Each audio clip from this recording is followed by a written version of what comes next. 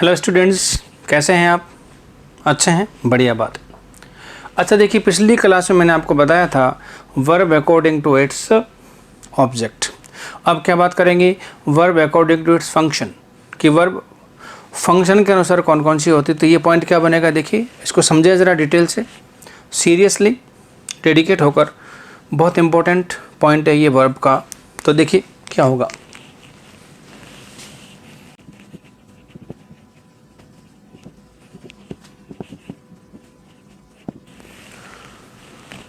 तो देखिए verb according to its function की बात करेंगे, और फंक्शन का मतलब क्या होता है? कार्य होता है।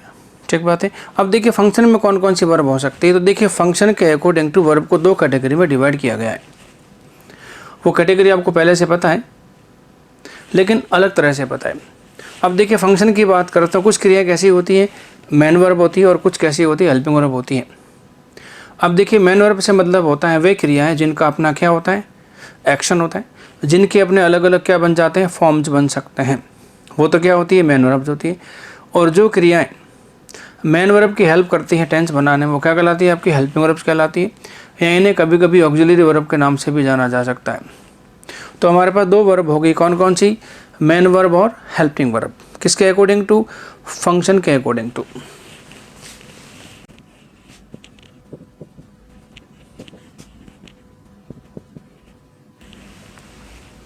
तो देखिए मेन वर्ब यहाँ इसे क्या बोल सकते हैं आप? इसे एक्शन वर्ब बोल सकते हैं, और कभी कभी इसे आप प्रिंसिपल वर्ब के नाम से भी जान सकते हैं। तो देखिए मेन वर्ब बोले, या फिर एक्शन वर्ब बोले, या फिर प्रिंसिपल वर्ब बोले, इन तीनों का मतलब क्या है? सेम है। इनमें कोई अंतर नहीं है, सिर्फ नाम अलग अलग है, चीज़ें वो की वही होती हैं। तो मेन वर्ब, एक्शन वर्ब, या फिर क्या हो गया, प्रिंसिपल वर्ब होगी, इन तीनों का मतलब सेम है। अब देखिए एक्शन वर्ब से मतलब क्या हुआ? तो ऐसी क्रिया जिनसे एक्शन होता है, या जिन क्रियाओं से एक्शन का पता चलता है कि एक्शन हो रहा है कि नहीं हो रहा है, वे होती है आपकी मेन वर्ब होती है। ठीक है। अब देखिए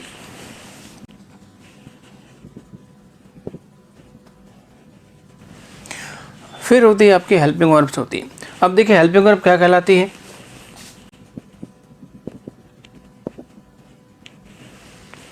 ये ऑक्सिलरी वर्ब कहलाती है। अब देखिए हेल्पिंग वर्ब बोले या फिर ऑक्सिलरी वर्ब बोले, दोनों का मतलब क्या है? सेम है, कोई डिफरेंस नहीं इसमें। ठीक बात है। अब देखिए मेन वर्ब से मतलब क्या होता है। तो देखिए पहले यदि क्लास की बात करते हैं तो मेन वर्ब में भी दो कैटेगरी ली थी अपने, पता है कौन कौन सी? ऐसी क्रियाएं जिनके अपने टेंस होते हैं, वो तो होती है फाइनाइट वर्ब, और ऐसी क्रियाएं जिनके अपने टेंस नहीं होते हैं, वो क्या होती है? नॉन फाइनाइट वर्ब होती हैं। फाइनाइट वर्ब सेंटेंस में एक ही आ सकती है, और आपको पता होना चाहिए कि फाइनाइट वर्ब के साथ दूसरी कोई भी हेल्पिंग वर्ब यूज नहीं हो सकती। और नॉन फाइनाइट वर्ब सेंटेंस में यूज होना ज़रूरी नहीं होता है, लेकिन एक सेंटेंस में कितनी भी नॉन फाइनाइट वर्ब यूज हो सकती है, इस पर रोक टोक भी नहीं होती। ठीक बात है। अब देखिए उसी बात को एक अलग नाम से पहचानने की कोशिश करते हैं, और वो क्या होता है? Verb according to its function, कि कार्य के अनुसार क्रिया कौन कौन सी हो सकती हैं। तो पहले क्या होगी आपकी मेन वर्ब। तो सुन लीजिए बात को, समझा रहा हूँ मैं आपको। देखिए मेन वर्ब वो क्रिया होती हैं जिनमें एक्शन होता है और जिनकी अपनी फॉर्म्स बन सकती हैं, वो क्या कहलाती है? आपकी मेन वर्ब कहलाती है। और देखिए मेन वर्ब की अपनी क्या होती है? फॉर्म्स होती हैं। अब देखिए फॉर्म्स कितनी होती हैं ये आपको पता होना चाहिए। तो वैसे तो देखिए नॉर्मली कहा जाता है किसी मेन वर्ब की होती है 3 फॉर्म्स होती है, 3 होती है, लेकिन 3 की बजाय कितनी होती है? टोटली 5 फॉर्म्स होती हैं। तो there are total 5 forms of main verb. तो मेन वर्ब की फॉर्म कितनी होगी? टोटल 5 होगी। अब वो कौन कौन सी होती है, एक बार उनको वे आउट करते हैं। ठीक। तो देखिए पहली वर्ब होती है इस तरह से,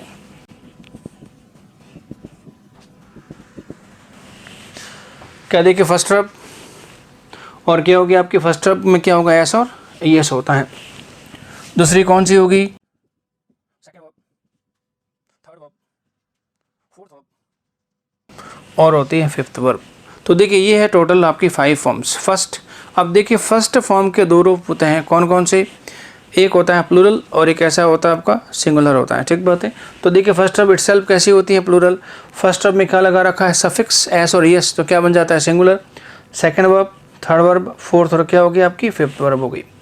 अब देखिए इन क्रियाओं के मैं आपको रूप दिखाता हूँ, और देखिए जो वर्ब्स की फॉर्म्स हैं उनको आपको अच्छे से याद करनी पड़ेगी, है उसके बगैर काम चलेगा नहीं। ठीक बात है। अब देखिए वर्ब को लेके चलते हैं एक बार।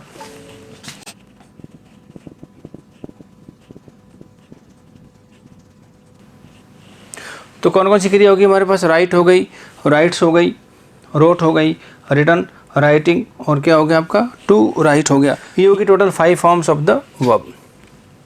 तो देखिए ये होगी आपकी एक्शन वर्ब होगी, जिसे बोल सकते हैं मैन वर्ब बोल सकते हैं। अब देखिए इनमें 3 क्रियाएं कैसी होती है आपकी, फाइनाइट वर्ब होती है। तो देखिए फर्स्ट में ऐसी है और सेकंड कैसी होती है, तीनों ये फाइनाइट वर्ब होती है, और ये तीनों कैसी होती है आपकी नॉन फाइनाइट वर्ब होती है, ठीक है। लेकिन फिलहाल इसकी बात नहीं करेंगे, इसका डिस्कशन अपने पहले कर चुके हैं, ठीक बात है। अब देखिए बात करते हैं कि जो भी क्रिया होगी उसका अपना क्या होता है, एक हिंदी वर्जन होता है। क्या होता है, हिंदी वर्जन होता है।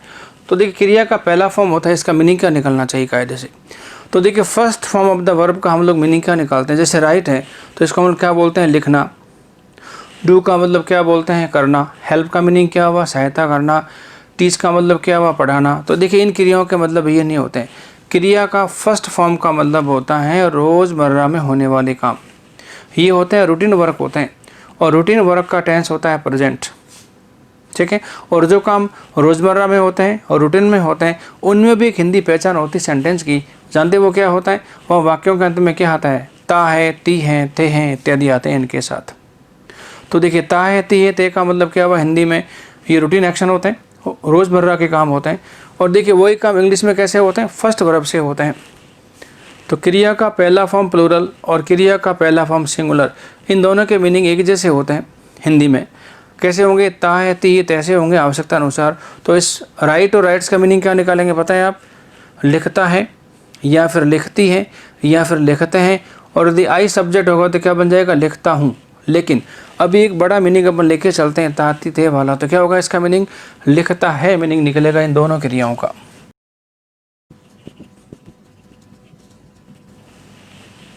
अब जब क्रिया आपकी टीच या टीचेस है तो इसका मीनिंग क्या निकालेंगे आप, पढ़ाता है।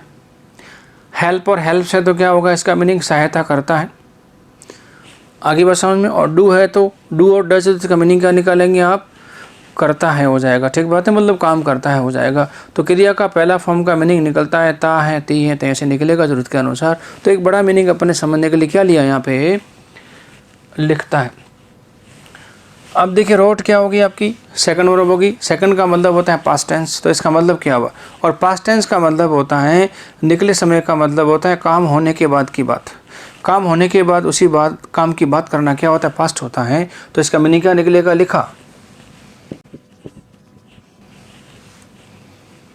उसके बाद क्या देखिए रिटर्न, कौन सी वर्ब है, थर्ड, और थर्ड वर्ब का मतलब होता है, और देखिए थर्ड वर्ब का मतलब होता है किसी भी काम का पूरा हो जाना, किसी भी काम का पूरा हो जाना।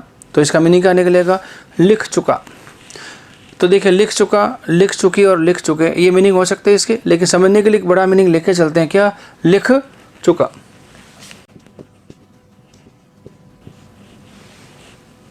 उसके बाद देखिए राइटिंग, कौन सी वर्ब है, फोर्थ, और आईएनजी वर्ब का मतलब होता है किसी भी काम को चलते हुए दर्शाना। तो देखिए वर्क इन प्रोग्रेस या कंटिन्यूस वर्क क्या कहलाएगा आपका, फोर्थ वर्ब से होता है। तो इसका मीनिंग क्या निकलेगा, लिख रहा, या लिख रही, या फिर क्या होगा, लिख रहे। तो इसका मीनिंग क्या होगा, एक बड़ा मीनिंग लेके चल रहे हैं, लिख रहा। और फिर क्या लिखा है, टू राइट। अब देखिए पांचवी क्रिया है, और जो हिंदी में ना आता है क्रिया में, खाना पीना सोना उठना बैठना लेटना, ये सारा क्या होता है आपका, टू फर्स्ट वर्ब से होता है। तो टू राइट का मीनिंग क्या होगा यहाँ पे, लिखना हो जाएगा। और वैसे पांचवी क्रिया के 3 मीनिंग निकलते मैं आपको बताता हूँ, हालांकि इसका जिक्र पहले किया था अपन ने। तो एक पहला मीनिंग लिख रहा हूँ मैं, इसका मीनिंग हो गया आपका लिखना। अब जो पांचवी क्रिया है इसके 3 मीनिंग निकलते हैं, और ये पूरी इंग्लिश में आपको ध्यान रखना पड़ेगा। तो मैं लिख लेता हूँ इसका मीनिंग एक बार देखिए।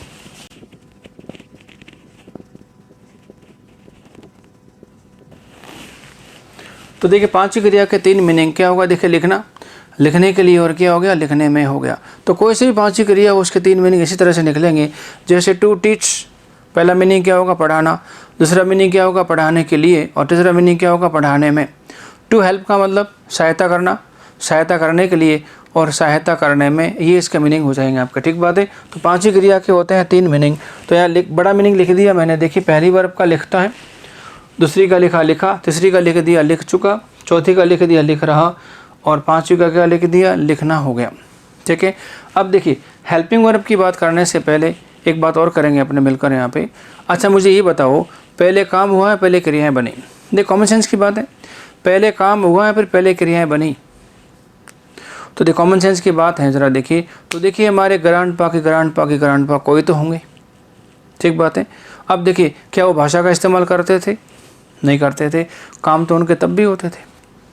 इसका मतलब पहले काम हुए और उसी काम को देखकर क्या बनी है? भाषाएं बनी हैं। और देखिए भाषा का हमारे बॉडी से बड़ा सीधा सीधा लिंक होता है। तो देखिए मैंने कहा ना, आपके ग्रांडपा के ग्रांडपा के ग्रांडपा के ग्रांडपा कोई तो हो गई। वो भाषा का इस्तेमाल नहीं करते थे, वो साइन लैंग्वेज होती थी उनकी, वहाँ शब्द नहीं हुआ करते थे।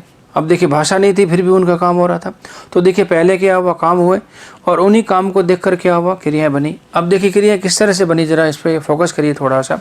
तो देखिए हम एक बार आंख बंद करके पीछे जाते हैं और वो नज़ारा देखते हैं, हमारे ग्रांडपा के ग्रांडपा के ग्रांडपा के ग्रांडपा का नज़ारा देखते हैं। और देखिए हमने आंख बंद कर देखा तो क्या दिखाई दिया हमको? कुछ काम ऐसे होते थे जो हमारे ग्रांडपा रोज़मर्रा में करते थे। अब देखिए जो काम रोज़मर्रा में करते थे उनको हमने क्या बोल दिया? क्रिया का पहला फॉर्म, जिसे कभी प्लूरल और कभी बोलते हैं सिंगुलर। अब देखिए रूटीन का काम एक ही व्यक्ति कर रहा है तो क्या हुआ? सिंगुलर। और मिलकर करेंगे तो क्या होगा? प्लूरल हो जाएगा आपका। तो रूटीन में होने वाला काम क्या हो गया आपका? फर्स्ट ऑफ से हो गया। अब देखिए जो काम हमारे ग्रांडपा रोज़ाना करते हैं वही काम कभी कभी चलता हुआ नज़र आता है। तो देखिए रोज़मर्रा में होने वाला काम कभी कभी क्या होता है? चालू होता है। और जब काम चालू होता है प्रोग्रेसिव होता है, उसमें वर्ब कौन सी आती है? फोर्थ वर्ब आती है, जिसको बोलते हैं आईएनजी वर्ब आती है। अब देखिए एक बार जब काम चालू हो जाता है, जारी हो जाता है, प्रोग्रेसिव हो जाता है, तो उसका कहीं ना कहीं ख़त्म होना तो बनता है। तो देखिए चलता हुआ कार्य जिस वक्त ख़त्म होगा उसे क्या बोलेंगे आप? थर्ड वर्ब बोलेंगे। तो देखिए रूटीन का काम इन दोनों क्रियाओं से होता है। जारी काम होता है फोर्थ वर्ब से, और जारी काम खत्म होता है तो वो कैसे होता है आपका? थर्ड वर्ब से होता है। अब देखिए काम पूरा होने के बाद जब समय गुजर गया तो उसे क्या बोलते हैं आप? सेकंड वर्ब बोलेंगे, जिसको बोलते हैं पास्ट टेंस। काम खत्म हो गया, समय गुजर गया, उसे क्या बोलेंगे आप? Second verb. और जो काम रोज़मर्रा में करते हैं वही काम करने की यदि आपको इच्छा होती है या फिर कभी कभी आप मजबूरी में काम करते हैं, तो देखिए रोज़मर्रा में होने वाला काम कभी तो आप इच्छा से करते हैं और कभी आप करते हैं मजबूरी से, वो क्रिया कौन सी होगी आपकी? फिफ्थ वर्ब हो जाएगी। इस तरह से क्रिया के 5 फॉर्म्स ही बनाए गए। 6 नहीं, 7 नहीं, 8 नहीं, 2 3 नहीं, कितने बनाए? 5 फॉर्म्स। और किसी भी कार्य की अवस्थाएं कितनी होती? टोटल 5।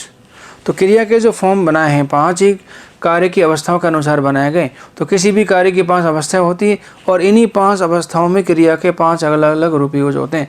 कार्य की पहली अवस्था और रूटीन में होने वाला काम, वो कैसे होगा आपका? फर्स्ट वर्ब से होगा। फर्स्ट वर्ब सिंगुलर भी हो सकती है, फर्स्ट वर्ब प्लूरल भी हो सकती है, ठीक बात है। अब देखिए दूसरी अवस्था है काम का जारी होने की। अब जब काम जारी है तो उसमें वर्ब कौन सी काम आएगी आपकी? फोर्थ वर्ब काम में आती है। तीसरी अवस्था होती है जो काम जारी हो गया उसका ख़त्म होना आता है, और जिस वक्त ख़त्म होगा वो काम के पूरे होने की अवस्था होगी, ठीक बात है। और काम पूरा होने के बाद फिर समय गुजर गया तो उसकी अवस्था कौन सी होगी? अरे सेकंड पास्ट टेंस की अवस्था हो जाएगी, दैट इज सेकंड वर्ब हो जाएगी। और जो काम आप रोज़मर्रा में करते हैं वो काम कभी तो आप करते हैं मजबूरी से और कभी करते हैं इरादे से। ये भी एक तरह से काम की अवस्था है और इसमें आपको लगानी पड़ेगी फिफ्थ वर्ब लगानी पड़ेगी। ये है मेन वर्ब का पूरा एक नेचर जो आपको समझना होगा। और इसको दिए आपने समझ लिया तो आगे आने वाली इंग्लिश आपके लिए बहुत ज़्यादा ईजी हो जाएगी, इस बात की गारंटी मैं सावन गारंटी देता हूँ आपको। लेकिन पढ़ना तो पड़ेगा, ठीक बात है। अब देखिए इन वर्ब का नेचर समझते हैं ज़रा। देखिए तो देखिए क्रिया का पहला फॉर्म क्या होता है? ऑटोमेटिकली प्रेजेंट होता है। क्या होता है? प्रेजेंट। और क्रिया का पहला फॉर्म एस एस सफिक्स के साथ ये भी कैसा होता है? हमेशा प्रेजेंट होता है। हालांकि पहले बात की थी फर्स्ट वर्ब प्रेजेंट भी होती है, फर्स्ट वर्ब प्रेजेंट नहीं भी होती है। फर्स्ट वर्ब प्रेजेंट होती है तो कैसी होती है? Finite verb. और फर्स्ट वर्ब प्रेजेंट नहीं होती तो कैसी होती है? नॉन फाइनाइट वर्ब होती है। इसका जिक्र किया है मैंने आपको। तो क्रिया का पहला फॉर्म यदि सब्जेक्ट के साथ आ रहा है, सब्जेक्ट के अनुसार आ रहा है तो वर्ब कैसी होगी आपकी? फाइनाइट वर्ब हो जाएगी। और यही क्रिया का पहला फॉर्म जब सब्जेक्ट के अलावा कहीं और आ रहा है तो कैसी बन जाएगी आपकी? Non finite verb. तब इसका मतलब क्या होता है पता है? याद करिए ज़रा। तो मैंने कहा था इसको non finite verb bare infinitive कहा था, मतलब infinitive without to. Okay, clear. अब द क्रिया का पहला फॉर्म कैसा होता है? ये भी प्रेजेंट ही होता है, सिंगुलर होता है ये। तो क्रिया के दोनों फॉर्म कैसे होते हैं? फर्स्ट और फर्स्ट का एसोसिएट कैसे होते हैं आपके? प्रेजेंट में होते हैं। और देखिए सेकंड क्या होता है पता है? हमेशा पास्ट होता है। Second verb is always past. अब देखिए थर्ड, फोर्थ और फिफ्थ वर्ब के अपना टेंस तो होते नहीं। अब जब इनके टेंस नहीं होती क्या कहलाएगी? आपकी नॉन फाइनाइट वर्ब कहलाएगी। ठीक बात है। तो इन तीनों क्रियाओं के टेंस नहीं होते हैं। अब देखिए टेंस नहीं होने के बावजूद भी इनके अंदर एक कार्य की अवस्था होती है। और जानते हैं थर्ड वर्ब में कार्य की कौन सी अवस्था हो सकती है? तो थर्ड वर्ब में होती है काम के पूरे होने की अवस्था, और काम के पूरे होने की अवस्था को टेंस में बोला जाता है परफेक्ट। तो इस थर्ड वर्ब में क्या होगा? काम के पूरा होने का भाव, दैट इज क्या होगी? परफेक्ट होगी आपकी। या परफेक्ट से मतलब काम के पूरा होने से मतलब है। ठीक बात है। और अब उसके बाद क्या देखिए फोर्थ वर्ब है। अब देखिए इस आईएनजी वर्ब का फोर्थ वर्ब का टेंस तो नहीं होता है, लेकिन इसकी अपनी एक अवस्था है। और वो अवस्था कौन सी होती है? काम के चालू होने की अवस्था, काम के जारी होने की अवस्था, काम के प्रोग्रेसिव होने की अवस्था क्या होती है? फोर्थ वर्ब होती है, जिसे बोलते हैं कंटिन्यूअस। तो फोर्थ वर्ब में क्या होता है? ये होती कंटिन्यूस होती है, जिसमें काम चलता हुआ आपको दिखाई देता है। और पांचवी क्रिया की बात मैंने आपको की, तो देखिए जो काम रोज़मर्रा में करते हैं वही काम कभी तो आप करते हैं अपने इरादे से, इच्छा से, और कभी करते हैं उस काम को मजबूरी से। और मजबूरी इरादा जब बन के आती है तो उसके लिए वर्ब कौन सी लगती है? आपकी fifth form of the verb लगती है। तो इसमें दो चीज़ें हो सकती हैं आपकी, इंटेंशन या फिर कंपल्जन होगी आपका। ठीक बात है। और एक जो वर्ब आपकी होती है फर्स्ट वर्ब, वो कैसी होती है? आपकी वेरी इन्फिनिटिव होती है। वो कहाँ लगेगी आपको पता है? वो लगेगी सब्जेक्ट के अलावा कहीं भी लगा सकते हैं आप उसको, सब्जेक्ट के साथ यूज़ नहीं कर सकते। ठीक बात है। कितनी होगी total? 5 forms of the verb होगी, जिसमें पहली के 2 फॉर्म हो गए आपका। ठीक बात। तो देखिए पहला, दूसरा, तीसरा, चौथा और पाँचवा, ये नेचर किसका हो गया? आपका मेन वर्ब का हो गया। अब किसकी बात करते हैं? हेल्पिंग वर्ब की। अब तो हेल्पिंग वर्ब का मतलब क्या होता है? तो देखिए हिंदी में इसे बोलते हैं सहायक क्रिया। और देखिए सहायक क्रिया से आप क्या समझते हैं? सहायक क्रिया से क्या मतलब है आपका? तो देखिए सहायक क्रिया से मतलब होता है सहायता करना है। जैसे आपका दोस्त आपकी सहायता करता है किसी काम के लिए, तो ये क्रिया भी सहायता करती है किसकी? मेन वर्ब की। किसकी सहायता करती है? मेन वर्ब की। और कौन सी मेन वर्ब की सहायता करेगी आपको पता है? तो देखिए जिन क्रियाओं का अपना टेंस पहले से होता है उनको किसी की मदद नहीं चाहिए। जैसे क्रिया का पहला फॉर्म होता है, उसका प्रेजेंट टेंस है, तो उसको हेल्पिंग वर्ब नहीं चाहिए। क्रिया का पहला फॉर्म एस ई एस के साथ, उसका अपना टेंस होता है प्रेजेंट, उसको हेल्पिंग वर्ब नहीं चाहिए। सेकंड वर्ब अपने आप में फाइनल वर्ब होती है, उसको किसी की सहायता नहीं चाहिए। तो देखिए जिन क्रियाओं के अपने टेंस होते हैं वो किसी की भी मदद नहीं लेती। ठीक बात है। और जिन क्रियाओं का अपना टेंस नहीं होता है वो क्रियाएं अपना टेंस बनाने के लिए किसी न किसी हेल्पिंग वर्ब की सहायता लेती हैं। और वो हेल्पिंग वर्ब कौन सी होगी आपकी? यही होगी जो अपन अभी बनाने जा रहे हैं। ठीक बात है।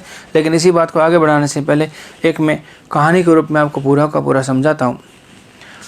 तो देखिए फर्स्ट वर्ब का टेंस क्या होता है? प्रेजेंट। फर्स्ट वर्ब में एस और एस का टेंस भी क्या होता है? आपका प्रेजेंट होता है। सेकंड का क्या होता है? पास्ट होता है। अब देखिए हुआ क्या, ये थर्ड वर्ब कहाँ पहुँची? फर्स्ट वर्ब के पास पहुँची। और थर्ड ने किससे पूछा? फर्स्ट वर्ब से। कहते हैं हेलो फर्स्ट वर्ब, तो क्या हाँ जी। कहते हैं आपका टेंस क्या है?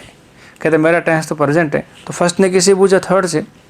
और थर्ड से पूछा तो थर्ड ने कहा कि देखो भाई मेरा तो टेंस है ही नहीं। कहते हैं अच्छा। कहते हैं आपको टेंस दे दिया, हमारा तो टेंस है ही नहीं। यही थर्ड कहाँ पहुँची? देखिए फर्स्ट वर्ब के पास पहुँची एस यस के साथ। पूछा उससे कि आपकी देखो जी आपका टेंस क्या है? तो इसने क्या बोला? फर्स्ट वर्ब ने प्रेजेंट है। फर्स्ट ने इसको पूछा क्या? तो कि हमारा टेंस तो है ही नहीं। अब देखिए थर्ड वर्ब को थोड़ा सा टेंशन हो गया यहाँ पे। फर्स्ट वर्ब के दोनों के टेंस है प्रेजेंट, लेकिन थर्ड का टेंस नहीं है। फिर ये थर्ड कहाँ पहुँची? सेकंड के पास। तो क्या हेलो सेकंड, तो क्या हाँ जी। कहते हैं आपका टेंस बताओ ना। तो सेकंड ने क्या बोला कि मेरा टेंस तो पास्ट है। अब सेकंड ने किसी पूछा थर्ड से, कहते हैं आपका टेंस क्या है? तो थर्ड ने फिर क्या बोला कि मेरा टेंस तो है नहीं। अभी हो गई गड़बड़। ठीक बात है। अभी थर्ड कहाँ पहुँची? फोर्थ के पास। तो क्या हेलो फोर्थ, कहते हैं हाँ जी। कहते हैं आपका टेंस क्या है? कहते हैं मेरा टेंस तो है ही नहीं। आपका? तो क्या मेरा भी नहीं है। अब दोनों क्रियाओं का टेंस है ही नहीं, तो इनको टेंशन और ज़्यादा हो गई। और दोनों क्रिया कहाँ पहुँची? फिफ्थ के पास पहुँची। कहते हैं हेलो फिफ्थ, कहते हैं हाँ जी। कहते हैं आपका टेंस क्या है? कहते हैं मेरा टेंस तो है ही नहीं। तो अब देखिए तीनों क्रियाओं का टेंस नहीं है। अब तीनों क्रियाएं टेंस नहीं होने की वजह से आपसे क्या होगी? नाराज़ हो गई। और तीनों आपके पास पहुंची इकट्ठी होकर। कहता है हेलो लर्नर, तो क्या हाँ जी।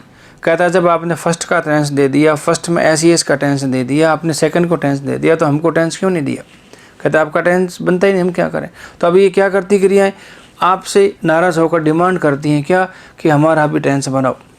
अब देखिए हमारे पास टेंस बनाने के लिए क्या है? वैसे तो कुछ नहीं है। तो देखिए ये तीनों क्रिया आपको शायद याद दिलाती हैं कि देखो भाई साहब, ये जो हेल्पिंग वर्ब आपकी है उसका क्या करोगे आप? कहते तो सहायता करती, तो क्या करने में सहायता करती? देखिए, तो जिन क्रियाओं के अपने टेंस नहीं होते हैं उनके टेंस बनाने में मदद करने वाली क्रियाएं क्या होती है? हेल्पिंग वर्ब होती है। इस तरह से इनका नाम हेल्पिंग वर्ब रखा गया है। जिन क्रियाओं का अपना टेंस है उनको तो किसी की मदद नहीं चाहिए, और जिन क्रियाओं के अपने टेंस नहीं होते उनके टेंस कैसे बनाएंगे आप? तो उनके टेंस बनाते हैं हेल्पिंग वर्ब से बनाते हैं। तो टेंस किस किस के नहीं होते हैं?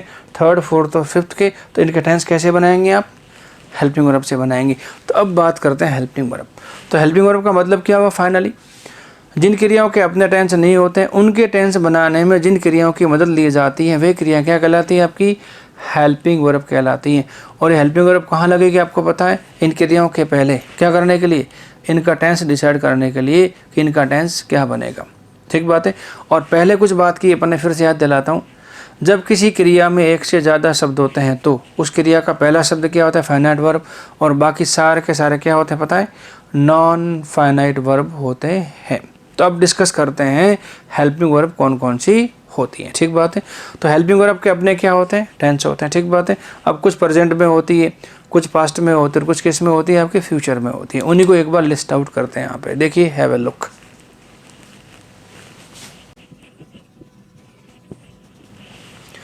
अब देखिए कुछ क्रिया किसकी होती है? प्रेजेंट में होगी। अब देखिए प्रेजेंट में कौन कौन सी हो सकती है? तो देखिए प्रेजेंट में होती है आपकी डू और डस। ठीक बात है। ये डू वर्ब होती है। फिर कौन सी होती है? Is are am. और फिर होती है हैज़ और हैव। अब देखिए प्रेजेंट की होती है डू डस, प्रेजेंट की होती है इज आर एम, और प्रेजेंट की होती है आपकी हैज़ और हैव। अब देखिए डू डस कहाँ से निकली पता है? डू वर्ब में से। इज आर एम कहाँ से निकली? बी वर्ब में से। और हैज़ हैव कहाँ से निकली? आपकी हैव वर्ब में से निकली। ठीक बात है। और इनका जिक्र किया है पहले, main verb, do verb, be verb, have verb और मॉडल वर्ब। वही वर्ब यहाँ पे एक अलग नाम से आप पहचान रहे हैं, किसके अकॉर्डिंग टू? फंक्शन के अकॉर्डिंग टू। अब देखिए पास्ट की बात करेंगे तो पास्ट में कौन कौन सी होती है? देखिए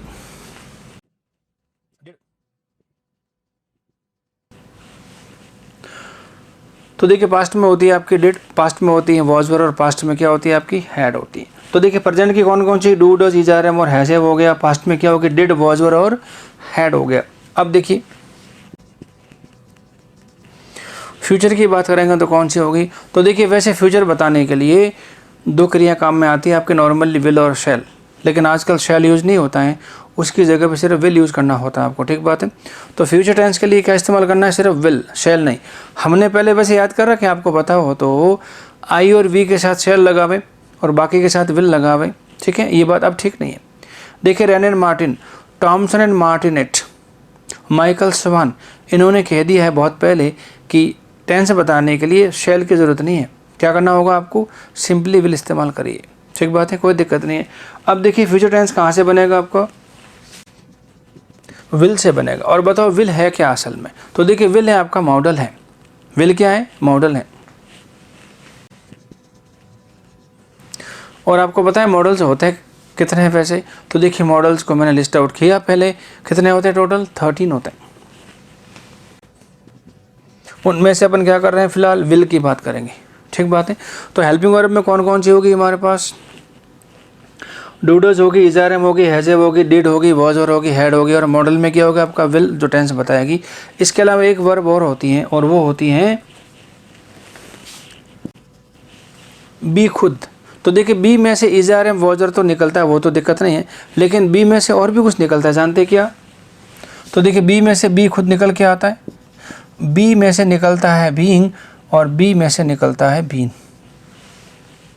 अब मुझे बताओ बी, बीइंग और बीन, ये जो तीनों क्रिया हैं ये मैन वर्ब है या हेल्पिंग वर्ब है? तो देखिए मैन वर्ब होती है तो उनमें एक्शन होता है, और जब एक्शन होता है तो एक्शन की बात करेंगे तो इनमें एक्शन तो हो ही नहीं सकता, ये तो नॉन एक्शन वर्ब है। अच्छा हेल्पिंग वर्ब है क्या? और ख़ास बात देखिए जो भी हेल्पिंग वर्ब होती है उनका अपना क्या होता है? टेंस होता है। और देखिए इन क्रियाओं के टेंस में नहीं है, तो इन क्रियाओं का अपना टेंस भी नहीं है, और ये क्रिया मैन वर्ब भी नहीं है, तो ये हेल्पिंग वर्ब भी नहीं कह सकते, अब इनको मैन वर्ब भी नहीं कह सकते। फिर क्या करेंगे? तो इन क्रियाओं को बोला जाता है एडजस्टमेंट करने वाली वर्ब होती है। क्या बोलते हैं इसे? एडजस्टमेंट वर्ब बोलते हैं। और समझने के लिए मजाक के तौर पे इन्हें बोलते हैं अल्लाह दिन का चिराग, इसे बोलते हैं बाबा जी, इसे बोलते हैं बी बॉक्स में से निकली हुई वर्ब्स निकलती हैं। ठीक बात है।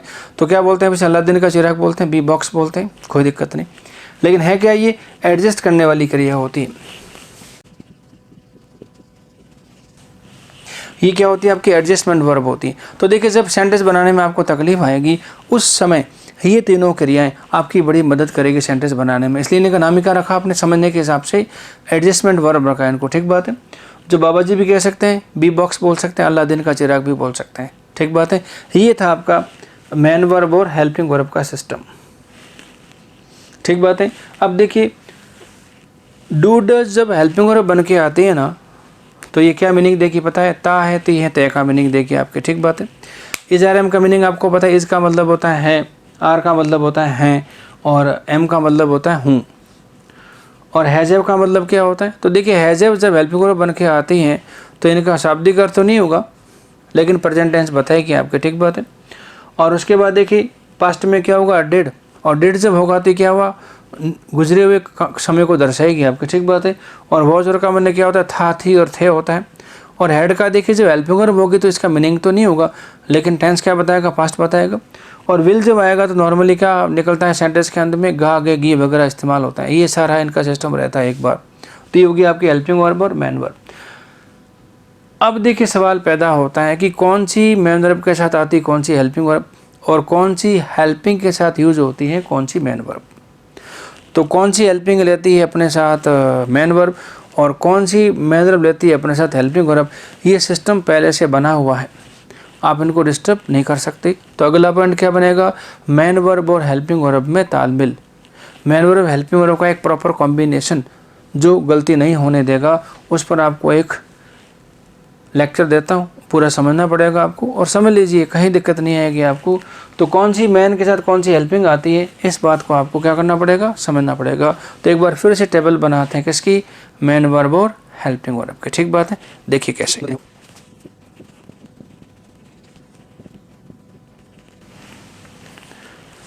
जानते हैं हेल्पिंग वर्ब कितनी होती है, टोटल संख्या में 24 होती है आपकी, कितनी होती है, 24 होती है।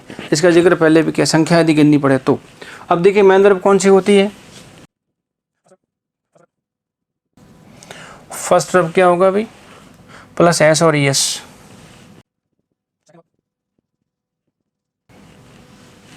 ये होती है टोटल आपकी मेन वर्ब्स। अब देखिए यहाँ पे थोड़ा अंतर आ रहा है। देखिए फर्स्ट वर्ब को मैंने 2 बार लिखा है, उसके बाद फर्स्ट में एज हो रही है, सेकंड थर्ड फोर्थ और क्या होगा आपका फिफ्थ हो गया। ये तो सारी की सारी होगी आपकी मेन वर्ब, ठीक बात है।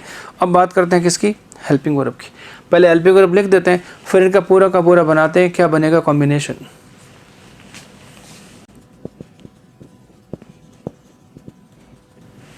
तो देखिए प्रेजेंट की होती है do does, is are am. तो देखिए प्रेजेंट की वर्ब कौन सी होगी आपकी, हेल्पिंग वर्ब डू डस हो गई, जो डू वर्ब में से निकलेगी, इज आर एम निकलेगी बी वर्ब में से, हैज एम निकलेगी आपकी हैव वर्ब से, ठीक। अब देखिए पास्ट की,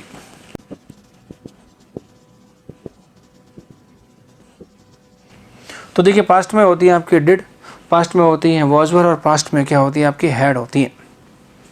और उसके बाद देखिए फ्यूचर की वर्ब कौन सी होती है, और देखिए फ्यूचर में मैंने आपको बता दिया क्या होता है, विल, लेकिन शैल आपको यूज़ करना नहीं, ठीक बात है। बाकी जितने भी मॉडल्स होती हैं उनके अपने टेंसेज तो होते हैं, अब कभी पास्ट कभी प्रेजेंट कभी फ्यूचर ज़रूरत के अनुसार होते हैं उनके टेंसेज। तो देखिए विल क्या है, मॉडल्स। और देखिए मॉडल्स कितने होते हैं टोटल पता है आपके, 13 होते हैं, लेकिन मैं यहाँ पे अभी लिखूंगा 11 मॉडल्स लिखूंगा। देखिए 2 मॉडल अलग तरह से काम करेंगे, उसकी बात करेंगे अभी थोड़ी देर बाद। तो वैसे कितने होते हैं टोटल, 13 होते हैं, लेकिन यहाँ मैं लिखता हूँ आपके पास 11 मॉडल्स। तो देखिए ये होगी आपकी हेल्पिंग वर्ब और ये होगी आपकी मेन वर्ब। अब इनके साथ क्या क्या बनेगा कॉम्बिनेशन वो देखिए। तो देखिए क्रिया का जो पहला फॉर्म होता है, first form of the verb, वो 2 तरह से काम करती है, फाइनाइट वर्ब भी होती है और नॉन फाइनाइट वर्ब भी होती है, मतलब इसका टेंस होता भी है और नहीं भी होता। तो बताओ क्रिया के पहले फॉर्म का टेंस प्रेजेंट कब होता है, जब ये सब्जेक्ट के अनुसार यूज होती है। जब सब्जेक्ट के साथ यूज होती है तो कैसी होती है, प्रेजेंट होगी, ठीक बात है। अब ये प्रेजेंट वर्ब होगी ये,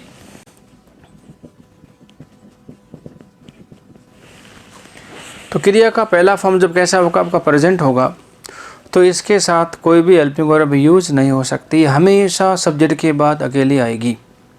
देखिए सब्जेक्ट के बाद हमेशा अकेली आएगी, इसके साथ कोई भी हेल्पिंग वर्ब यूज नहीं हो सकती। कब, जब ये प्रेजेंट टेंस बनाएगी तब। और ये वर्ब जब नॉन फाइनाइट वर्ब है तो देखिए नॉन फाइनाइट से मतलब क्या, बेयर इन्फिनेटिव है तो ये कहाँ का इस्तेमाल होगी, तो बात करते हैं अभी। देखिए तो क्रिया का पहला फॉर्म नॉन फाइनाइट वर्ब के रूप में कहाँ आ सकता है, तो देखिए कहाँ पहुँचे। तो देखिए फर्स्ट टर्म को जब पूछा है कि बहन जी आप कहाँ कौन सी हेल्पिंग वर्ब के साथ यूज़ हो सकती है, तो ये फर्स्ट टर्म ने क्या बोला कि यदि मैं प्रेजेंट टेंस हूँ तब तो मेरे साथ कोई भी हेल्पिंग वर्ब यूज़ नहीं हो सकती, लेकिन यदि मैं प्रेजेंट टेंस नहीं हूँ तो, यदि बेयर इन्फिनेटिव हूँ तो कहाँ आ सकती है, तो क्रिया का पहला फॉर्म अकेला भी आ सकता है और क्रिया का पहला फॉर्म हेल्पिंग वर्ब के साथ भी आ सकता है। अकेला आता है तो प्रेजेंट, और किसी हेल्पिंग वर्ब के बाद आएगा तो क्या होगा, नॉन फाइनाइट वर्ब, और क्या कहलाएगी, बेयर इन्फिनेटिव कहलाएगी। तो बताओ क्रिया का पहला फॉर्म कौन सी हेल्पिंग वर्ब के बाद यूज हो सकता है, उसकी बात करते हैं। तो किसको पूछा, फर्स्ट वर्ब को, नॉन फाइनाइट वर्ब के रूप में। कहते बहन जी आप कहाँ आ सकती हो, तो इस वर्ब ने क्या कहा, जरा देखिए, तो इसने क्या कहा, कहते देखो भाई साहब आप मेरे को डू डज के बाद लगा दोगे, मुझे कोई दिक्कत नहीं है। तो देखिए डू डज आने के बाद इसके बाद कौन सी क्रिया आती है, हमेशा फर्स्ट वर्ब, और फर्स्ट वर्ब होती कौन सी पता है, वो होती नॉन फाइनाइट, जिससे बोलते हैं बेयर इन्फिनेटिव। कहता और बता दो किसके साथ आ सकती है आप, तो अब क्या बोलती है फर्स्ट वर्ब, कहता देखो भाई साहब आप मेरे को डिड के साथ यूज़ करोगे, मुझे कभी तकलीफ नहीं होगी। तो डिड के बाद आने वाली वर्ब कौन सी होती है, फर्स्ट वर्ब होती है, ओनली फर्स्ट, बेयर इन्फिनेटिव कहलाएगी, नॉन फाइनाइट, ठीक बात है। और कहाँ आ सकती हो, तो ये फर्स्ट वर्ब क्या बोलती है, कहता है मेरे को मॉडल्स के बाद यूज़ कर सकते हो, और कौन से मॉडल, सारे के सारे नहीं, 11 मॉडल्स के बाद आप यूज़ कर सकते हो। तो देखिए डूड आने के बाद, डिड आने के बाद और मॉडल आने के बाद कौन सी क्रिया आएगी, फर्स्ट वर्ब आएगी, और फर्स्ट वर्ब का नाम क्या होगा, bare infinitive non finite verb कहलाएगी, जिसका खुद का टेंस नहीं होगा। तो टेंस किसका होगा फिर, तो टेंस होगा डू डज का, टेंस होगा डिड का, और टेंस किसका हो जाएगा, मॉडल का हो जाएगा, ठीक बात है। अब कहाँ पहुँचे, फर्स्ट वर्ब के साथ एस और एस। अब देखिए फर्स्ट वर्ब के साथ जब एस और एस लगा होता तो ये क्रिया हमेशा ऑलवेज प्रेजेंट होती है, और आपको पता होना चाहिए कि जिस क्रिया का अपना टेंस पहले से है उसके साथ कोई भी हेल्पिंग वर्ब यूज नहीं हो सकती, और ये टेंस क्या रखती है अपना, पता है, ये अपना प्रेजेंट टेंस रखती है। तो इस फर्स्ट वर्ब के साथ जब एस और एस होते हैं तो इसके साथ नो हेल्पिंग वर्ब, तो क्रिया का पहला फॉर्म जब प्रेजेंट है तो साथ नहीं आ सकती हेल्पिंग वर्ब, और क्रिया का पहला फॉर्म जब सिंगुलर है एस एस साथ तो इसके साथ हेल्पिंग वर्ब यूज नहीं हो सकती। और कहाँ पहुँचे, सेकंड वर्ब के साथ, और जानते हैं सेकंड वर्ब का टेंस भी पहले से है, और देखिए जिन क्रियाओं का टेंस पहले से होता है उनके साथ कोई भी हेल्पिंग वर्ब यूज नहीं हो सकती। ये ऐसी वर्ब है जो ये कहती है कि अकेले आई हूँ, अकेले जाऊँगी, किसी भी हेल्पिंग वर्ब के साथ नाता नहीं जोड़ूंगी। तो ये मेड फॉर ईच अदर नहीं है, मेड फॉर ओनली सेल्फ, खुद के लिए बनी हुई है, ठीक बात है। तो क्या होगा, इसके साथ भी कोई हेल्पिंग वर्ब यूज नहीं होगी।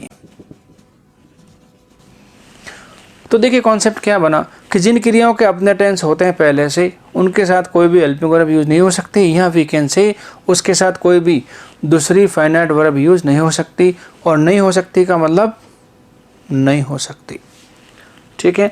अब बात करते हैं किसकी, थर्ड वर्ब की, और जानते हैं थर्ड फोर्थ और फिफ्थ वर्ब इनके अपने टेंस होते नहीं हैं, और जब इनके टेंस नहीं होते तो क्या करना पड़ेगा, इनका टेंस बनाने के लिए इनके पहले फाइनाइट वर्ब यूज करनी पड़ेगी।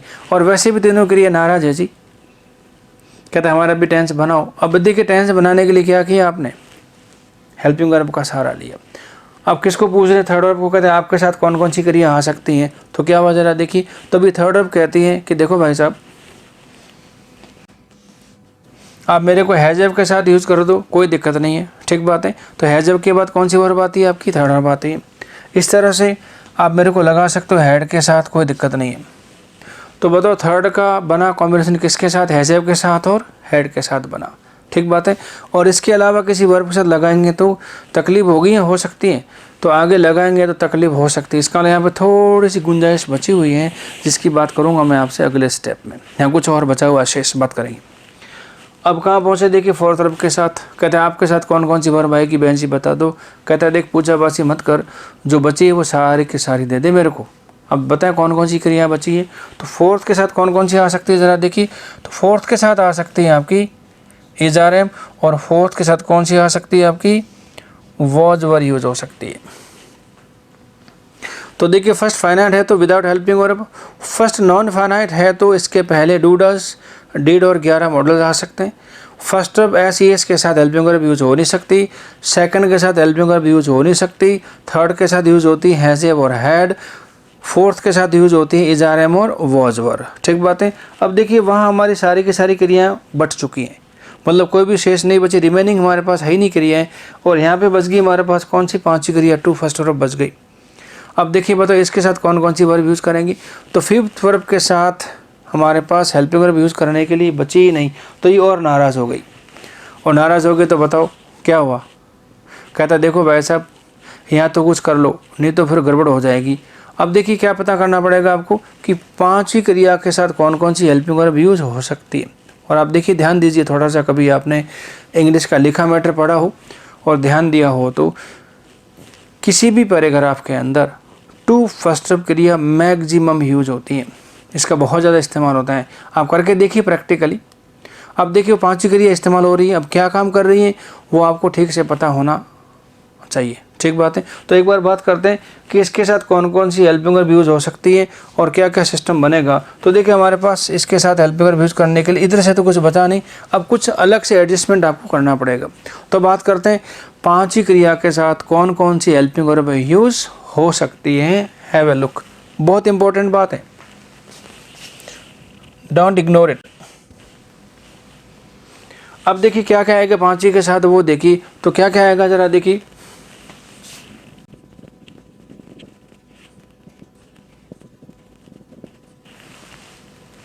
अब देखिए इज़ार और क्या हो गया, टू फर्स्ट वर्ब हो गया, पांचवी क्रिया आती है इसके इज़ार के साथ और वॉजर के साथ भी आती है। तो देखिए यहाँ पे इज़ार के साथ कौन सी क्रिया आती है, फोर्थ आती है, कौन सी आती है, वॉजर के साथ फोर्थ आती है, और इज़ार वॉजर के साथ फिफ्थ वर्ब भी इस्तेमाल हो सकती है।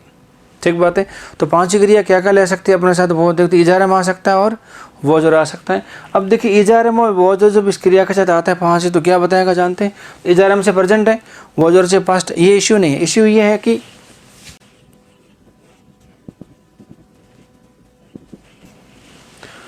तो देखिए पांचवी क्रिया जब इज़ार और वॉजर के साथ यूज होती है तो इनमें क्या होता है, आपका इरादा होता है, मतलब काम करने की इच्छा होती है, काम करने की इसमें नियति होती है, इरादा होता है। ठीक बात है। इसी तरह से देखिए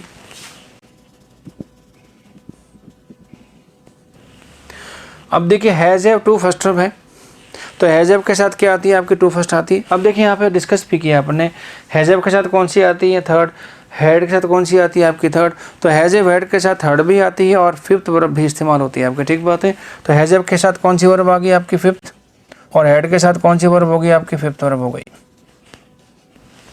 अब देखिए हैज़ हैव हेड के साथ फिफ्थ वर्ब आती है, तो इसमें क्या होता है देखिए, तो मैं दो बातें बताई थी आपको पिछले वाले चार्ट में कि पांचवी क्रिया में दो बातें होती, कौन कौन सी, इरादा और मजबूरी होती है। ठीक बात है। तो ये फिफ्थ वर्ब जब हैज़ हैव हेड के साथ आती है इसमें क्या होता है आपका, तो इसमें होता है कंपल्जन, इसमें क्या होता है आपका, मजबूरी होती है, कंपल्जन होता है। ठीक बात है। अब देखिए और कहाँ आ सकती है,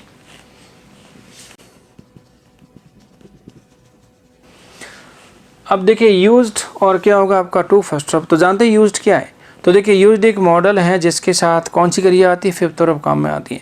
तो देखिए 13 मॉडल हैं, उनमें से 11 मॉडल ऐसे होते हैं जिनके बाद क्या आता है आपका, फर्स्ट वर्ब आती है, जिसको बोलते हैं वेरी इन्फिनिटिव नॉन फाइनाइट। और एक मॉडल कौन सा हो गया, यूज्ड, इसके बाद कौन सी क्रिया आती है आपकी, टू फर्स्ट। ठीक बात है। और एक और है कौन सा, एक मॉडल होता है आपका ऑट, इसके बाद भी कौन सी क्रिया आती है आपके, टू फर्स्ट वर्ब काम में आती हैं। तो आप ज़रा देखिए, वैसे मैंने कितने बताए थे मॉडल, आपको 13 बताए थे, अभी मैंने कितने लिखे यहाँ पे, 11। 11 क्यों लिखे, क्योंकि 11 वो मॉडल हैं जिनके बाद कौन सी क्रिया आती है, फर्स्ट वर्ब आती है। ठीक बात है। और 2 मॉडल ऐसे हैं जिनके बाद कौन सी आती है आपकी, फिफ्थ वर्ब आती है। इसलिए 11 मॉडल कैसे हो गए, फर्स्ट वर्ब के साथ, और 2 मॉडल हो गए पांचवी क्रिया के साथ, टू फर्स्ट वर्ब के साथ। तो यूज्ड टू फर्स्ट वर्ब और ऑट टू फर्स्ट वर्ब, ये दोनों मॉडल हैं आपके। अब देखिए यूज्ड में साथ होगा तो क्या होगा यहाँ पे,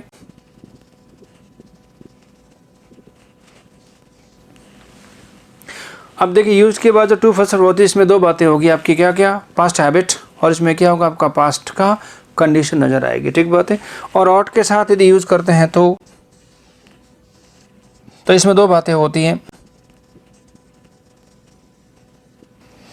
इसमें होता है आपका मॉरल ऑब्लिगेशन, इतनी सारी बातें आपकी यूज होती है किसके साथ, फिफ्थ वर्ब के साथ। तो कौन कौन सी आती है फिफ्थ वर्ब के साथ, इजारम आती, वॉजर आती, तो इसमें क्या होता है, इरादा होता है। इजारम से इरादा प्रेजेंट का, वॉज वर्ब से इरादा किसका हो गया, आपका पास्ट का हो गया।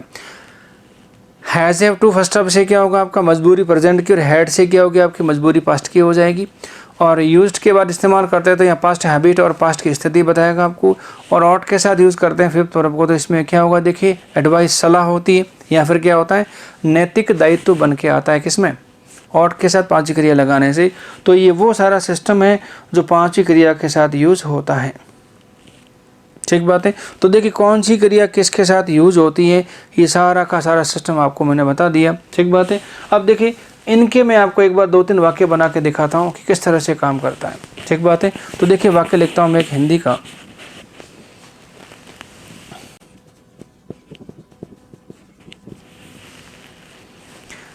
क्या लिखा देखिए, मुझे जाना है। ठीक बात है। ये हिंदी का सेंटेंस है। इस सेंटेंस से आपको क्या लगता है, क्या कहना चाहता है सेंटेंस बोलने वाला। तो इसमें ऐसा लगता है कि जो काम करने वाला है, बोलने वाला क्या बोलता है कि उसके जाने की इच्छा है। अब देखिए इसमें सब्जेक्ट क्या हो गया आपका, आई। और देखिए एक बात ध्यान रखिए, जब भी कभी हिंदी सेंटेंस का आप इंग्लिश अनुवाद करते हैं तो क्या ध्यान रखने की ज़रूरत होगी आपको, एक बार हिंदी का एज इट इज़ आप इंग्लिश बना दीजिए और फिर इंग्लिश के अकॉर्डिंग तो आप उसको एडजस्ट कर लीजिए, तो कहीं दिक्कत नहीं आएगी आपको। तो देखिए मुझे से क्या बनेगा यहाँ पे, आई। जाना से क्या होगा, अब देखिए जाना, अब जब क्रियाओं में ना आता है तो क्रिया कौन सी बनती है आपकी इंग्लिश की, टू फर्स्ट वर्ब बनती हैं। तो क्या बनेगा ये, टू गो। और देखिए है से क्या बनेगा, आई के अनुसार एम बन जाएगा। ठीक बात है। तो आई टू गो एम, ये सेंटेंस ठीक नहीं है। तो देखिए हिंदी के वाक्य का सब्जेक्ट कहाँ होता है, शुरू में, और वर्ब कहाँ होती है, एंड में होती है। और वही जब इंग्लिश बन के आता है तो क्या होगा, सब्जेक्ट होगा, फिर होगी आपकी फाइनाइट वर्ब, उसके बाद जो भी कुछ है वो लग जाएगी। तो क्या हो जरा देखिए, तो आई टू गो एम कभी नहीं हो सकता, क्यों बताएं, क्योंकि सब्जेक्ट के साथ कभी भी नॉन फाइनाइट वर्ब यूज़ नहीं होती। और जानते टू फर्स्ट वर्ब कौन सी है, नॉन फाइनाइट है, जिसका सब्जेक्ट के साथ कभी लिंक होता ही नहीं है।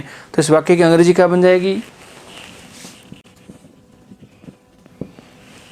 ही हो गया आपका आई एम टू गो, का मतलब क्या हुआ, मुझे जाना है या फिर मैं जाने का हूँ। ठीक बात है। अब इसी को यदि पास्ट बनाना है तो कोई इश्यू नहीं है, क्रिया बदल दीजिए। तो मुझे जाना था या मैं जाने को था, तो क्या हो जाएगा, तो देखिए मुझे जाना था या फिर मैं जाने को था, that is I was to go. कोई दिक्कत है, ये तो देखिए इरादा हो गया प्रेजेंट का और पास्ट का। तो देखिए मुझे जाना है, ये प्रेजेंट का इरादा, या फिर मैं जाने के हूँ, ये भी क्या प्रेजेंट की बात होगी।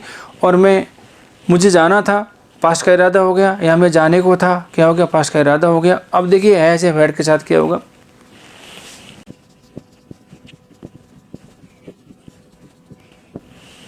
अब क्या लेगा देखिए, मुझे जाना पड़ता है।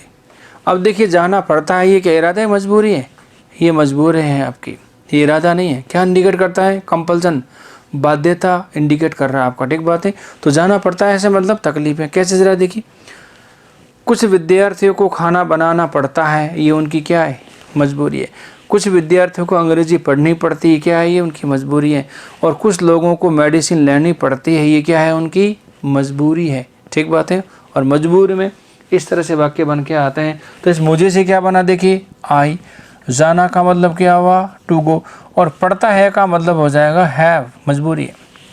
तो देखिए वाक्य ऐसे नहीं हो सकता, आई टू गो हैव, ये वाक्य ठीक नहीं है। इसे क्या करना पड़ेगा, ही हो जाएगा आई हैव टू गो, का मतलब क्या हुआ, मुझे जाना पड़ता है या मुझे जाना है यार भाई, I have to go. That is क्या हो गया आपका, प्रेजेंट की मजबूरी हो गई। और मुझे जाना पड़ा, तकलीफ हुई जाने के बाद, तो उसे क्या हो गया आपका, पास्ट की मजबूरी हो जाएगा। तो क्या बन जाएगा ये, तो देखिए प्रेजेंट की मजबूरी कैसी होगी आपकी, हैव से हो जाती है, और पास्ट की मजबूरी कैसे होगी आपकी, हैड से हो जाएगी। इस तरह से ये वाक्य बन के आते हैं। तो प्रेजेंट का इरादा, पास्ट का इरादा, प्रेजेंट की मजबूरी, पास्ट की मजबूरी, और पास्ट की हैबिट, पास्ट का कंडीशन, और क्या हो गया आपका, एडवाइस और मॉरल ऑब्लिगेशन। ठीक बात है। अब देखिए मैं यूज्ड को सेंटेंस में यूज करके दिखाता हूँ आपको एक बार, 5 क्रिया के साथ। Have a look.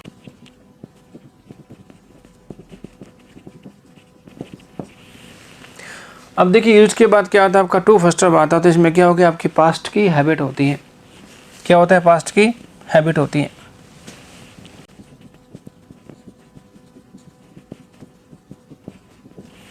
इसका मीनिंग निकलेगा कुछ आपका इस तरह से, किया करता था या फिर क्या होगा अभी करता था। कैसे? टू फर्स्ट वर्ब के साथ।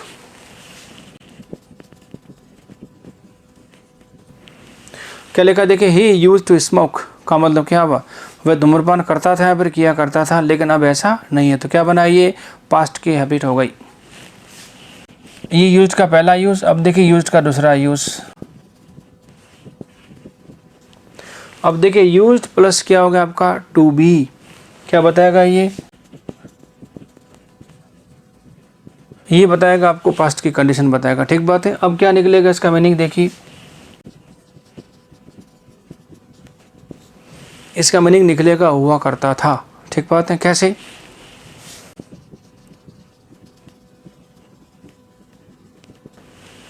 क्या लिखा देखिए, he use to be very honest का मतलब क्या हुआ, वह बड़ा ईमानदार हुआ करता था। इसका मतलब अब नहीं है। तो देखिए यूज टू फर्स्ट ऑफ से क्या होगा आपका पास्ट की हैबिट या पास्ट की कंडीशन होगी। अब देखिए हैबिट बनने के लिए टू फर्स्ट ऑफ चाहिए और कंडीशन बनने के लिए चाहिए आपको टू बी। तो देखिए टू बी भी अपने आप में क्या आपका टू इन्फिनेटिव है, टू फर्स्ट ऑफ है।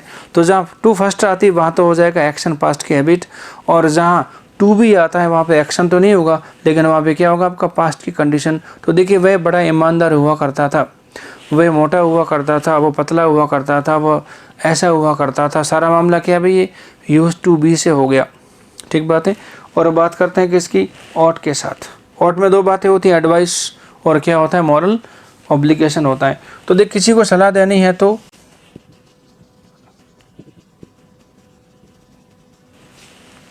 तो देखिए you ought to work hard का मीनिंग क्या हुआ, आपको मेहनत करनी चाहिए। You ought to work hard का मीनिंग क्या हुआ, आपको मेहनत करनी चाहिए।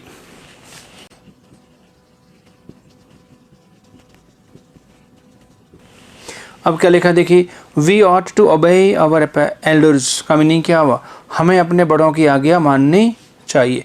तो देखिए यू ऑट टू में क्या होगा आपका सलाह होगी, वो कि आपको समझा रहा है, और वी में क्या हुआ, अरे वी में हो गया मॉरल ऑब्लिगेशन। तो ऐसी बात तो सब पे बराबर लागू होती है, क्या होगा आपका नैतिक दायित्व हो गया। तो हम सबका नैतिक दायित्व बनता है कि हम बड़ों की आज्ञा का पालन करें। तो क्या होगा, ये ऑट टू और फर्स्ट ऑफ हो गया आपका। ठीक बात है। तो ये सारा सिस्टम था कि कौन सी वर्ब किसके साथ यूज होगी। पहले से मामला क्या है, फिक्स है, आपको इन्हें डिस्टर्ब करने की आवश्यकता नहीं है। ठीक है। अब देखिए जब क्रियाओं को आप इस तरह से यूज करते हैं तो क्या होता है, जब क्रियाओं से इस तरह से इस्तेमाल करते हैं तो क्या होता है, इनसे बनते हैं आपके टेंस बनते हैं। क्या बनते हैं, टेंस। और जानते हैं सेंटेंस किस में होगा, सेंटेंस होगा आपका एक्टिव वॉइस में होगा। अब देखिए क्रियाओं को ऐसे यूज़ करने से क्या क्या टेंस बनेगा, तो एक बार मैं आपको सुना देता हूँ। क्रिया का पहला फॉर्म क्या बनेगा, प्रेजेंट का सिंपल। क्रिया का पहला फॉर्म क्या बनेगा, नॉन फाइनाइट वर्ब के रूप में। जरा देखिए डूडल से क्या बनेगा, प्रेजेंट का सिंपल। डिड से क्या बनेगा, पास्ट का सिंपल। और मॉडल से है तो जैसा मॉडल होगा वैसा उसका टेंस बन जाएगा। ठीक बात है। और क्रिया का पहला फॉर्म एस एस के साथ हमेशा क्या होता है आपका, प्रेजेंट का सिंपल होता है। सेकंड क्या होता है, हमेशा पास्ट का सिंपल होता है। और देखिए थर्ड वर्ब के साथ यदि हैजेब होती तो क्या बनेगा आपका, तो देखिए हैजेब से क्या हो गया आपका प्रेजेंट। ठीक है। और थर्ड से क्या होगा आपका परफेक्ट, दोनों मिलकर क्या होगा आपका प्रेजेंट का परफेक्ट टेंस बन जाएगा।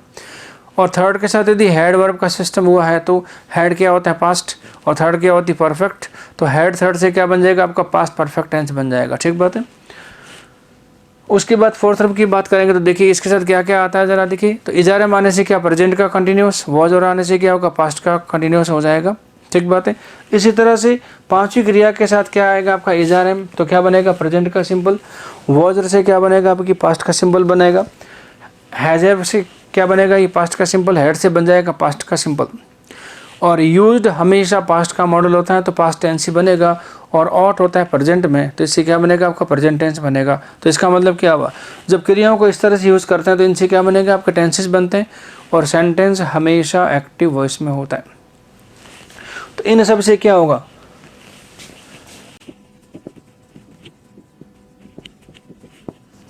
दूसरी बात क्या होगा, सेंटेंस हमेशा किस में होगा आपका, एक्टिव वॉइस में होगा।